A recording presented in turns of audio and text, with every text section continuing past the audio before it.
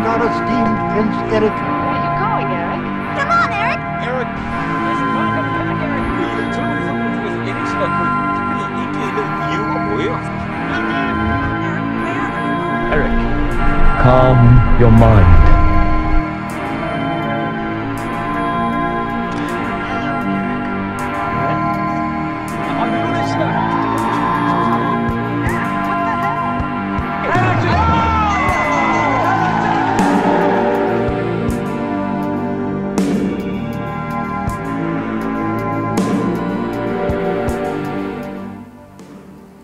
Welcome to a new episode of the film itself.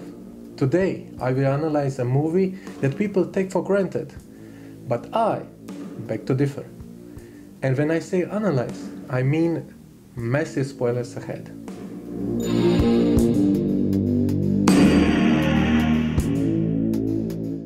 The director Chuck Russell is best known for his picture Scorpion King and the third Nightmare on Elm Street movie. This gem I want to analyze is from 1994. Although it seems it's like a straightforward picture, there's something lurking deep in the shadows.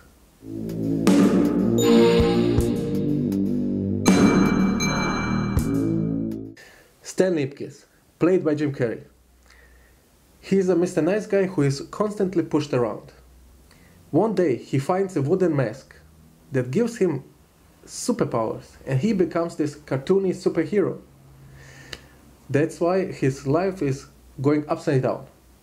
But nobody asks this question: how does the mask have superpowers? First things first, so let's take a look at the information the audience receives. Dr. Neumann explains it to Stanley. It's an old Scandinavian wooden mask from the god of mischief, Loki. But he is convinced that the mask is just a piece of art. I asked myself, why has the town where the movie takes place be a dirty, filthy and dangerous toxic dumpster of a city? Because the characters couldn't care less about that. When Tina and Stanley were in the landfill park, which is a city garbage disposal park, Stanley pointed out how the sky has a beautiful color because of the toxins in the air. The sky is green. Not foggy or rainy, it's green. The title sequence shows the letters "The Mask" rising in the water, and then the letters begin to shine with green color. The letters represent the mask, which was in the deep river and has risen to the surface. So my conclusion is, the mask is a piece of art from a museum, which was in a box that ended up in the river. Because the city is full of toxic waste, the combination of radiation and toxins transformed the wooden mask into something that has powers.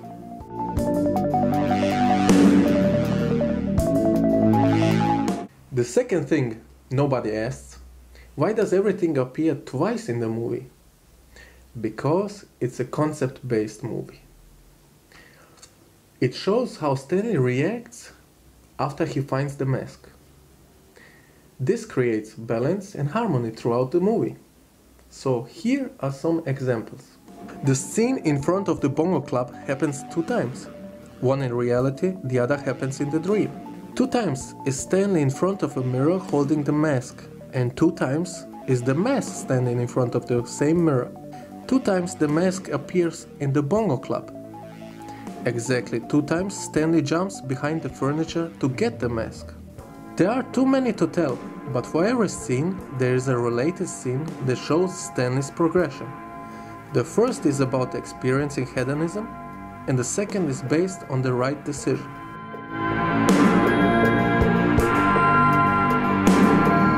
The third question nobody asks is, why does Stanley turn into a cartoon? Because it's embedded in his subconsciousness. It's the things that are in his apartment and he is surrounded by it. Dorian didn't turn into a cartoon because he is surrounded by the mafia, gangsters, and he is ending up looking like his boss, Nico. When Stanley grabs the mask, he begins to spin just like the Tasmanian devil out of Bugs Bunny. He turns like him, Because the Tasmanian devil is pictured on the pillow on the sofa, so that's the last thing he sees before putting on the mask. Dorian is shown in the beginning how he burns the eyes of the picture of Nico and places the picture on his face to show how he wants to be like him. And eventually, with the help of the mask, he becomes just like him. The fourth question nobody seems to ask. Why does the mask have so much sexual references in it? Because it's an adaptation of a comic book. And this comic book is very vulgar, very explicit, with tons of blood and filthiness. And despite turning the mask into a children's movie, there's a lot for the older moviegoers inside. 1. When Tina looks at Stanley's tie, she says she feels like a Lady Godiva. She was a history figure in the Middle Ages which went naked through the town square on a horse. 2. When the gang attacks the mask, he starts an entertainment show. He pulls a used condom out of his pocket. 3. The guys from the car service had it coming. The mask put an auto exhaust inside each rear end. 4. In the dream Stanley has, Tina is licking his ear.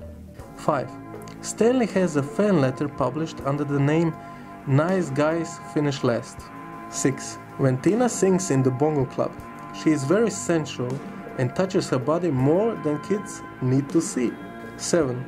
When Tina and the mask meet in the park, the mask is very intrusive and every line out of his mouth is a sex reference. 8.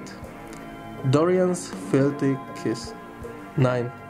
Explicit scene where the dog is pissing on someone's head. Symbols and metaphors. The first time, after Stanley has the mask on, he wakes up in his apartment in his pajamas. The symbols on the pajamas are very significant. A rudder, standing for taking over the control in his life, now with the mask in his possession. A life buoy. The mask saved him from all those humiliating moments. A compass, standing as a guide that he's headed into the right direction. Also, the colors on Stanley's tie are very significant. His tie has the colors black, white and red. Stanley tells Tina that these colors make him stronger. He is stronger than any male in the movie because he's creative, a good dancer and a very sensitive person. And because of that, Tina falls in love with him. This combination of colors Tina wears till the end of the movie. That way she is subconsciously devoted to Stanley. The mask is breaking the fourth wall. Throughout the movie, the mask is speaking directly to the audience. That way he emphasizes a joke or an important moment. On one hand, he is telling the audience that his character is fictional, and on the other, that his powers override the movie dimension. This movie is made for everyone, the kids and the adults. On the surface, it seems like a normal movie, but inside it, it's a hidden, dark, and suspenseful treasure.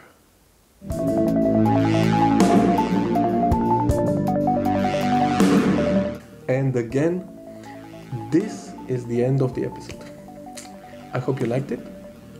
Subscribe, follow me on Facebook and YouTube, the film itself. And I hope you didn't forget, this is the way the cookie crumbles.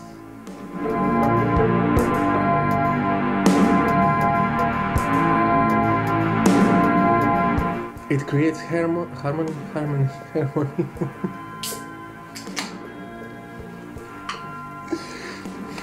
One day, I get there. The question, the answer, the question, embedded in his consciousness. Scheiße. Why does Stanley turn into a character? Character? The director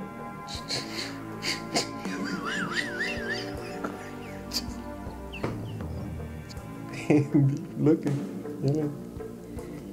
But there's something looking deep in the shadows. No, again. Harmony and balance with. It shows how Stanley reacts to the final mask. Made movies like this. There's something deep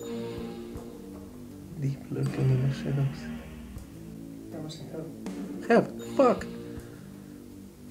The third question nobody asked. Great.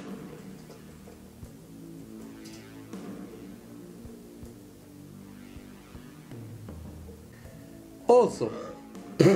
Sorry.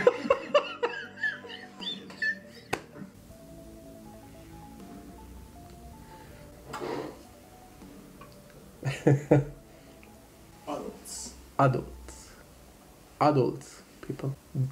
Čega, third ili third? The third.